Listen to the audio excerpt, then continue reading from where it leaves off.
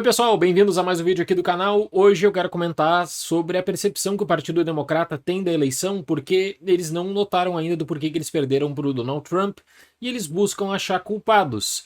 A entrevista que está na tela da Nancy Pelosi para o The New York Times eu acho que é uma das principais notícias desse ano de 2024, em que ela reflete o cenário eleitoral e ela praticamente confirma de que os democratas não viam a Kamala Harris como uma candidata forte. E aí você pode se perguntar, mas Dali, não foi justamente a Nancy Pelosi que pediu para o Biden se retirar da disputa?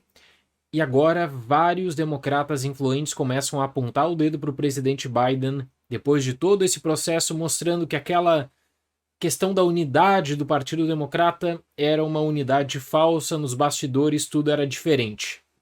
Vamos para um contexto. Gente, para uma análise dessa eleição de 2024, você tem que colocar em conta as promessas que o Biden fez lá em 2020. Em 2020, o Biden entrou com um discurso de presidente de um mandato só. Então, um presidente que ele entra com a retórica de pacificar os Estados Unidos, de que era um presidente que não aceitaria divisões e que seria um governante para todos. Uma retórica bem tradicional, aliás.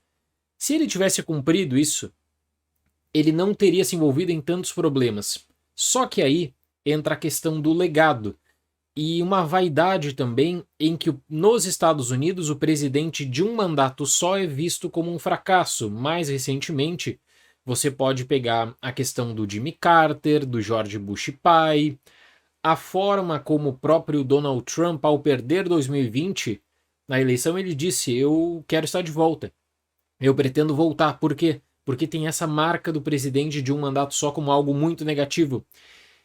E talvez pela sua vaidade política, talvez por ter sido traído na eleição de 2016, quando todo mundo esperava que o Biden fosse o candidato do Partido Democrata e o partido coloca Hillary, o Biden ele quis tentar um segundo mandato. O problema é que o Biden de 2024 era muito diferente do Biden de 2020. Aí você coloca na conta a questão da idade, a questão da articulação de pensamentos. Pegue o debate do Biden com o Trump em 2024 e o de 2020 e compare. Né? Então, assim, o Biden ele fez a promessa de ser presidente de um mandato só e ele não cumpriu isso.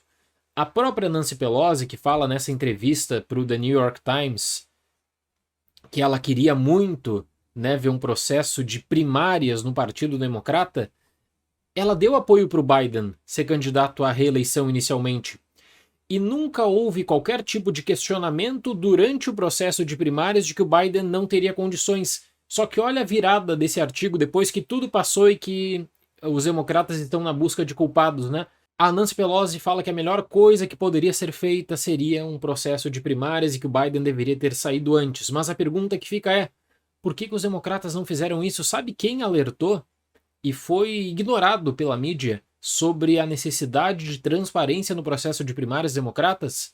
O Robert Kennedy Jr., que aí depois foi apoiar o Trump, inclusive, que tentou entrar no processo de primárias democratas e não conseguiu isso porque o processo foi voltado para reconduzir o Biden como candidato, colocar o Biden na disputa pela reeleição sem qualquer questionamento, apoiado pela própria Nancy Pelosi. Claro que existe toda uma estrutura de discussão de poder nos Estados Unidos, né, em que a Nancy Pelosi ela não pode sair falando tudo para a mídia. Quando ela deixou vazar questões internas do partido, como de que ela estava fazendo pressão pela desistência do Biden, aí, claro, você tem em conta toda a articulação política dela.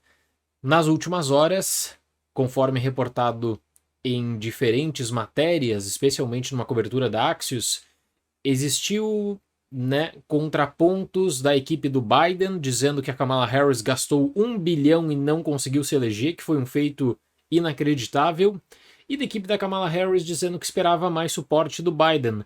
Só que aí, para contextualizar, quando o Biden sai da disputa naquele debate, né, que foi um debate muito ruim para ele, é um debate que entra para a história política dos Estados Unidos como um debate que tira um presidente da disputa pela reeleição, algo inédito. Depois daquilo ali, o Biden ele tem um tempo de reflexão, ele diz que ele vai continuar sendo candidato, o partido força pela saída do Biden, e no dia do anúncio do Biden pela rede social, em uma publicação no Twitter, atual X, né? o Biden já dá apoio para Kamala Harris. Durante a cobertura da apuração da eleição presidencial que eu fiz aqui no canal e que eu quero agradecer mais uma vez pela repercussão extraordinária, eu mencionei, e o pessoal no chat estava comentando também, sobre a questão Barack Obama. Porque o primeiro pronunciamento do Obama não era um pronunciamento de apoio a Kamala Harris, e outros democratas influentes não dão esse apoio no primeiro momento. Agora a gente sabe, por essa entrevista da Nancy Pelosi, que esses democratas influentes queriam o quê? Eles queriam justamente um processo de primárias, um processo de primárias a um estilo mais rápido, né? Uma primária para que você conseguisse ali colocar diferentes candidatos com diferentes ideias. Foi costurado o suporte a Kamala Harris de modo que todo mundo, ao ver a posição pública do presidente Biden, pensava o seguinte: não tem como ir contra o presidente, né? Não tem como ir contra o apoio do Biden, ele já está se retirando da eleição, só que agora entra uma outra candidata. O curioso disso tudo, e na época que o anúncio da Kamala Harris foi feito, eu fiz um vídeo aqui no canal, é que, inclusive, nas pesquisas internas do Partido Democrata, o Biden já tinha uma popularidade muito baixa por conta da economia dos Estados Unidos, que está bem ruim, e a Kamala Harris tinha uma avaliação ainda pior do que o Biden. Eu acredito que qualquer outro nome poderia ter conseguido fazer uma articulação em pouco tempo, só que não seria um nome consenso. E a história do Partido Democrata com primárias desse tipo é de divisão que levaria a uma derrota. O que a Nancy Pelosi fala? Era para o Biden ter se retirado antes da disputa. Mas o que seria esse antes? Seria em 2023? Seria ter desistido da reeleição? Seria no começo de 2024? Se o Biden não tivesse participado das primárias, os democratas teriam sim um local para discussão de ideias, plataformas. A Kamala Harris ela não seria candidata do partido porque ela nunca foi vista como uma política popular e influente.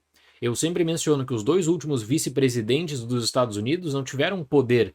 O Mike Pence ele não tinha poder, a Kamala Harris não tinha poder algum.